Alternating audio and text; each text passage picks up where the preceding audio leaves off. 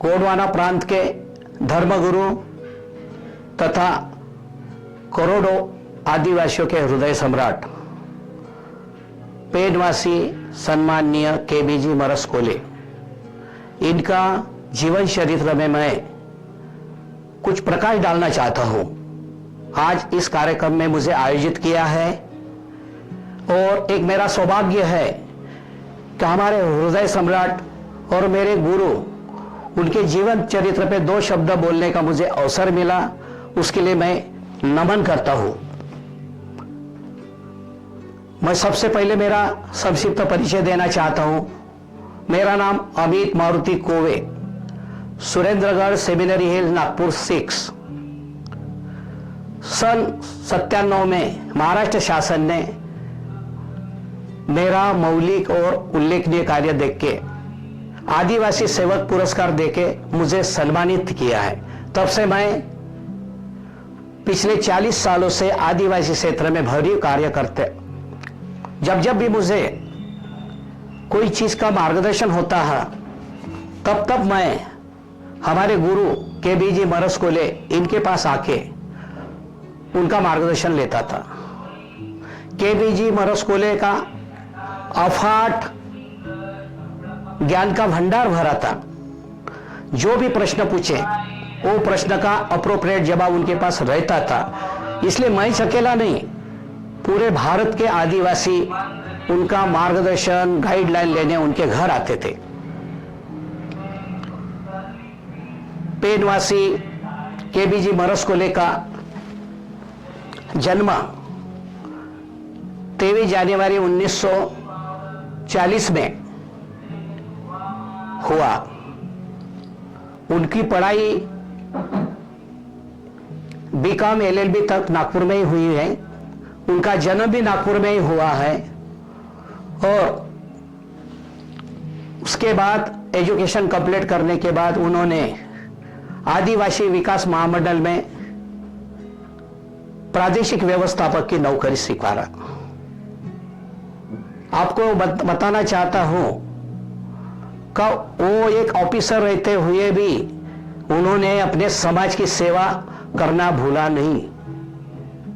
लगातार समाज के तरफ उनका ध्यान था। मेरा समाज गरीब है, मेरा समाज शिक्षा के ऊपर कैसा उठे, उसका इकोनॉमिक विकास कैसा होगा, इसकी उनको चिंता थी। और ये करते करते उन्होंने अपना सामाजिक कार्य सतत जारी रखा है। एक वक्त ऐसा आया कि हमारे आदिवासियों के आराध्य दैवत पारी कोपार लिंगो, इनका जो शोध 1984 में हमारे धर्मगुरु पेड़वासी केबी मरसकोले जी ने लगाया। आपको बताना चाहता हूं कि हमारे समाज के विविध लोग इस बात का श्रेय लेने के लिए हर आदमी मैंने शोध लगाया ऐसा करते थे। लेकिन आपको आज सत्य बताना चाहता हूं कि कचारगढ़ गुफा का असली शोधकर्ता हमारे धर्मगुरु केबीजी मरसकोले है। उन्होंने 1984 में कुछ गांव के लोग उनके साथ मिलकर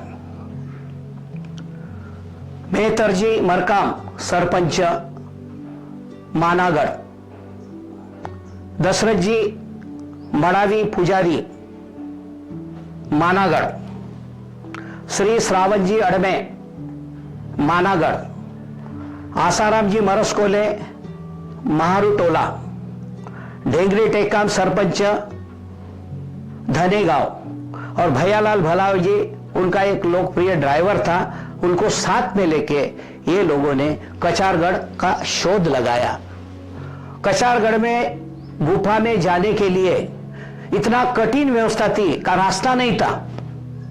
कुछ लोगों ने कुलाड़ी लिया, कुछ औजारे लिया और झाड़ की कटाई करते करते करते वहां कठिन गुफा तक पहुंच गए और उसका शोध लगाया। यह महान कार्य पेनवासी केबीजी मरस्कोले ने किया। और इतना ही नहीं, शोध लगाने के बाद स्वस्थ बैठे नहीं, चुप बैठे नहीं, उन्होंने 1984 में जो शोध लगाया उसका लोगों के सामने प्रसार और प्रचार होना चाहिए करके 1986 में भव्य कचारगढ़ मेला का आयोजन किया है। एमपी, छत्तीसगढ़, महाराष्ट्र अनेक राज्यों से लाखों के तादाद में हमारे आदिवासी श्रद्धालु आज आए और उस कार्यक्रम का आयोजन पेनवासी केबीजी मरस्कोले ने किया है। उसके उद्घाटक तत्कालीन माजी मंत्री शिवाजीराव मोघे जी, उनके हाथों हुआ। उस वक्त वो आदिवासी विकास तथा वन मंत्री थे। इस कार्यक्रम के अध्यक्ष सन्माननीय मारोतराव जी कोवासे थे, माजी आमदार। और इस कार्यक्रम में प्रमुख उपस्थित माजी आमदार सन्माननीय हीरामन जी वरखड़े, मालू बोगामी सर और बहुत इतर सारे आदिवासी के प्रमुख नेता उपस्थित थे। और ये कार्यक्रम में इतना मार्गदर्शन किया ताकि आदिवासी पूरा वहां से जागरूक हुआ, ये बोलने में भी कोई हरकत नहीं है। बाद में मरस्कोले साहब ने अपने घर में एक बड़ी लाइब्रेरी का निर्माण किया है। हमारे समाज में इतने बड़े पैमाने पे कोई लाइब्रेरी और इतने किताब कभी कोई ऑफिसर के घर में दिखेंगे नहीं, लेकिन उनको इतनी रुचि थी किताबों में, किताब पढ़ के ज्ञान का भंडार आत्मसात करके हमारे आदिवासी लोगों तक वो ज्ञान पहुंचाए, ऐसा उनका कार्य था।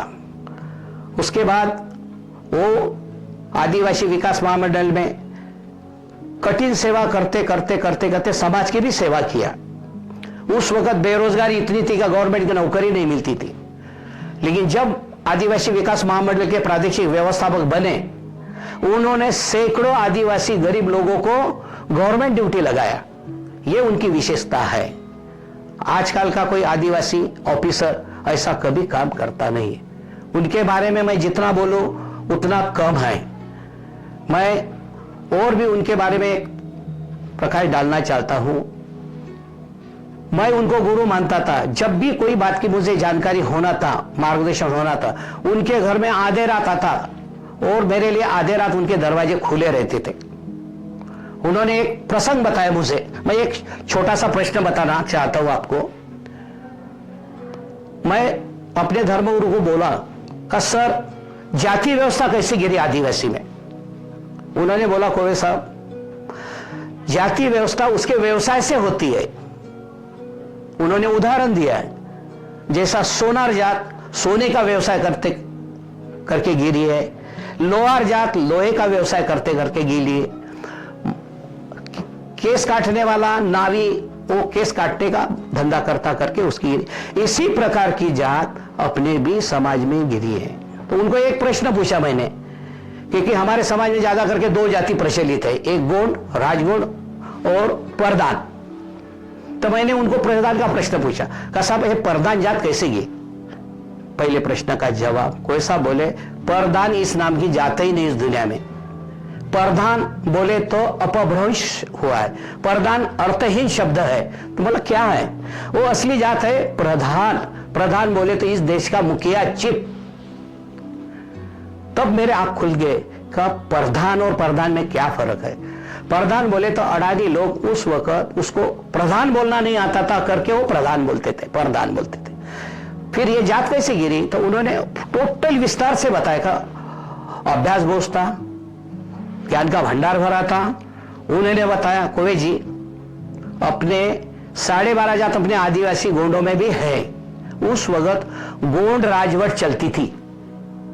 और गोंड राजवट चलते हुए उस वक्त का प्रमुख गोंड राजा था और ये पूरे गोंडवाना खंड में गोंड राजा राज्य करता था और उसके हाथ में बुद्धिवंत प्रधान जो 18 वाद्य कला कौशल्य से संगीन था, बहुत विद्वान था, ऐसा उसने एक अपना प्रधानमंत्री बनाया और उसकी वंश परंपरा निकली है। प्रधान ये इसका डिजिग्नेशन है, पद है, उसके ऊपर जातगिरी है। तब मेरा भ्रम अलग हो गया। अरे सही में ऐसे बहुत से लंबे बोला का 12.5 जात कैसे कैसे हुए, उतना मैं विस्तार से बोलूं तो वीडियो लंबा हो जाएगा। मैं एक जात का उदाहरण दिया, ऐसे 12.5 जात का मुझे बताया उन्होंने।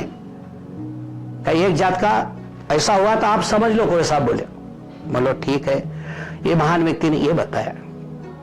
और जब भी मुझे जरूरत रहती थी, दूसरा एक प्रश्न ऐसा था, नागपुर महानगर पालिका में आदिवासी को कोई आरक्षित सीट नहीं थी नगर सेवक की,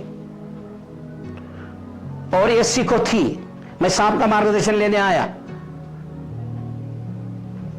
परस कोले जी, मुझे ये प्रश्न रात दिन सता रहा है, मुझे बताइए इसका। ये एससी को जवाब है तो एसटी को क्यों नहीं? उस वक्त एससी को 6 सीट थी नगर सेवक की, हमको एक भी नहीं थी। फिर मुझे साहब ने बताया, कोई साहब बोले महानगर पालिका एक्ट आर्टिकल 39 ये में आदिवासी को महानगर पालिका में रिजर्वेशन देना ये प्रोविजन नहीं है, इसलिए नहीं है। ये तो हमारे साथ अन्याय है सर बोला, तो उसके लिए क्या करना चाहिए?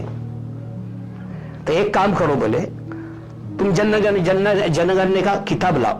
मैंने लाया जनगणने का किताब, वो उन्होंने मुझे परसेंट ऑफ पॉपुलेशन निकाल के दिया। परसेंट ऑफ पॉपुलेशन के हिसाब से रिजर्वेशन सीट होती है बोले। उस वक्त आदिवासी की नागपुर शहर की लोक संख्या 1,38,525 थी। तो कोई साहब बोले इसमें आपको परसेंट ऑफ 6.5 आता बोले, तो अपने को 6 सीट मिलना चाहिए बोले नगर सेवक की। अरे बाप रे बोला। बाद में मेरे आंखें खुल गए, साहब का मार्गदर्शन लिया, साहब ने निवेदन बना दिया और मैं मुख्यमंत्री तत्कालीन नाइक जी थे, सुधाकर राव नाइक जी, उनके जाके नागपुर के सीएम बंगले में मिला। 50 लोग साथ में थे, एक डेपुटेशन दिया और मैंने ये प्रश्न वहां रखा जैसा हमारे धर्मगुरु ने बताया ऐसा। तो वो भी अचंभित हो गए सीएम का, ऐसा कैसा? एससी को है एसटी को नहीं, दोनों माँ से भाई चचेरे भाई है ना, दोनों को तो मिलना चाहिए उनके परसेंट ऑफ पॉपुलेशन के हिसाब से।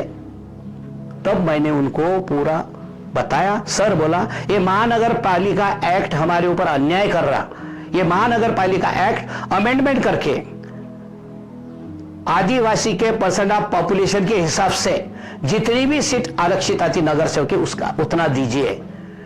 कोई साहब बोले, मुख्यमंत्री ने मुझे आश्वासन दिया। जैसा ही मेरी मंडे को मुलाकात हुई थी सोमवार को सीएम बंगले में, उन्होंने जैसे बॉम्बे गया, बुधवार की उस वक्त कैबिनेट मीटिंग रहती थी कांग्रेस की, उन्होंने कैबिनेट में प्रस्ताव लाया, प्रस्ताव मंजूर कर दिया और हमारे तब से हमारे आदिवासी को नागपुर महानगर पालिका में आरक्षण मिला है और अभी हमारा उस वक्त से महापौर भी बन गए। मेरी भाभी मायाताई युवनाते पहली महापौर इस नागपुर की नगरी की बनी, उसका श्रेय किसको जाता? हमारे धर्मगुरु को। हमारे धर्मगुरु ने ये मुझे एक्ट नहीं बदलने के लिए यदि प्रेरणा नहीं देते तो नागपुर महानगर पालिका में नगर सेवक की एक भी सीट नहीं होती और हमारी भाभी मायाताई युवनाते महापौर बनती भी नहीं। आज ये सारा श्रेय हमारे धर्मगुरु पेनवासी KB मरस कॉलेज को जाता है। मैं आज मेरे धर्मगुरु का जीवन चरित्र में प्रकाश डालने का जो सौभाग्य मिला है, इससे मैं बहुत खुश हूं और मैं उनको नमन करता हूं। पेनवासी एडवोकेट KB मरस कोले ने जो बड़े बड़े कार्य किया है वो सिर्फ सीमित नहीं और एक दफ्तर में बंद नहीं था। उन्होंने बड़े बड़े महालेख टाइप्स ऑफ इंडिया जैसे पेपर में उन्होंने प्रकाशित किया। उनका इसमें नाम भी है और पूरा उनका कार्य का ब्यौरा यहां दिया है टाइप्स ऑफ इंडिया में। दूसरा, महाराष्ट्र विदर्भ में उन्होंने जो कार्य किया उसके बारे में यहां बहुत बड़ा लेख इशू हुआ। तीसरी बात, उन्होंने जो गोंडी धर्म नाम का एक सांस्कृतिक ये बनाया, इसमें पूरा लेखा जोखा है, उन्होंने क्या क्या किया और समाज में क्या करना चाहिए पूरा दिया है। और तीसरी बात बताना चाहता हूं मैं आपको, उन्होंने जो संस्था निर्माण किया है वो इतनी महत्वपूर्ण संस्था है, उस वक्त निर्माण किया 50 साल पहले, लेकिन अभी वो कार्यरत है और उसका विस्तार इतना बड़ा हो गया कि हम बोल नहीं सकते। सपारी गोंडवाना नाम का एक सांस्कृतिक एक संगठन तैयार किया था, उसके ऊपर पूरे ट्राइबल के कल्चरल प्रोग्राम चलते, आज भी चल रहे हैं। दूसरी संस्था उन्होंने निर्माण किया, आदिवासी विद्यार्थी को ऊपर बहुत अन्याय होता था। उस वक्त विद्यार्थी को न्याय नहीं मिलता था, शिक्षा नहीं मिलती थी, स्कॉलरशिप नहीं मिलती थी। उसके लिए उन्होंने आदिवासी हक की लड़ाई के लिए कुछ तो एक आदि प्लेटफॉर्म होना ना, संगठन होना ना, वो चिंता थी। इसलिए उन्होंने आदिवासी विद्यार्थी संघ की निर्माण किया, स्थापना किया। आज भी वो कार्यरत है और आदिवासी के ज्वलंत प्रश्न वो संगठन छोड़ती है। इसके बाद उन्होंने कर्मचारी का चिंता थी, आदिवासी कर्मचारी के ऊपर उस वक्त काफी अन्याय होता था, उसका कोई वाली नहीं था, कोई संगठन नहीं थी। जैसा उस वक्त कास्ट टाइप संगठन एससी के प्रश्न लड़ने के लिए थी, अभी भी लड़ती है, लेकिन हमारे समाज में अन्याय होता था, हमारे आदिवासी एम्प्लॉयज में अन्याय होता था, उसका कौन वाली था? एक आदि संगठन होना ना, वो चिंता थी साहब को। हमारे एडवोकेट साहब ने आदिवासी एम्प्लॉयज को न्याय दिलाने के लिए आदिवासी एम्प्लॉयड फेडरेशन नाम की संगठन निर्माण किया। तब से अभी भी बहुत बड़ा उसने विस्तार, अभी पूरे महाराष्ट्र का, पूरे ऑल ओवर इंडिया में उसके ब्रांचेस है। और जो भी आदिवासी कर्मचारी के ऊपर अन्याय हुआ वो हमारे पदाधिकारी डंके के साथ में छोड़ते। इतना ही नहीं, अभी जो बोगस आदिवासी लोगों का जो प्रॉब्लम चल रहा है, ये आदिवासी संगठन के माध्यम से ही हाई कोर्ट, सुप्रीम कोर्ट जाके लड़ते हैं।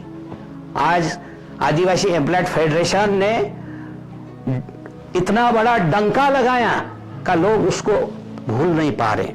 ऐसे एक मौलिक कार्य हमारे धर्मगुरु ने एडवोकेट केबी जी मरस को लेने किया है, उनकी जितनी भी चर्चा करें कम है। इसलिए मैं अपने 2 शब्द समाप्त करता हूं। जय सेवा।